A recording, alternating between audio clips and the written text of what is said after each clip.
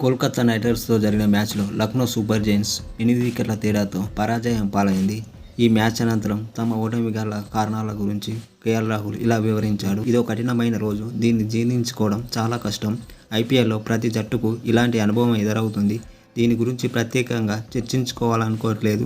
మేము ఎక్కడ తప్పు చేశాం, ఏ విభాగాల్లో మెరుగవ్వాలి అనే విషయంపై ఆలోచిస్తాం. లైట్ల వెలుతురులో బంతి గమనం మారింది. ఇక బ్యాటింగ్ విషయానికి వస్తే చెత్త షాట్లు ఆడామని అనుకోవట్లేదు, కానీ మేము ఆడిన షాట్లు సరిగా ఎగ్జిక్యూట్ చేయలేకపోయాం. అంతేకాక క్రమంగా వికెట్లు కోల్పోవడంతో 30 పరుగులు తక్కువ సాధించాం. వికెట్లు మా చేతుల్లో ఉండి మా టాప్ 4 బ్యాటర్లలో ఒకరు ఉన్న మెరుగైన స్కోర్ను సాధించేవాళ్ళం. ఇదే మా ఓటమికి కారణమైంది. బౌలింగ్ విషయానికి వస్తే మేము వికెట్లు సాధించాం, కానీ ఎక్కువ బౌండరీలు సమర్పించుకున్నాం. సమార్ జోసెఫ్ మాకు సానుకూల అంశం. అతను వేగంగా బంతులు సంధిస్తున్నాడు. తొలి మ్యాచ్ ఆడుతున్న సమయంలో ఆతృత ఉంటాం. సమార్ కాస్త ఎక్కువ ఉన్నాడు. వేగవంతమైన బంతులు వేసే ప్రయత్నంలో ఉన్నాడు. సరైన ప్రదేశాల్లో కూడా బౌలింగ్ చేశాడు, కానీ నిలకడగా బౌలింగ్ చేసేలా అతను సాధన చేయాల్సి ఉంది అని కేఎల్ రాహుల్ మ్యాచ్ అనంతరం తెలిపాడు.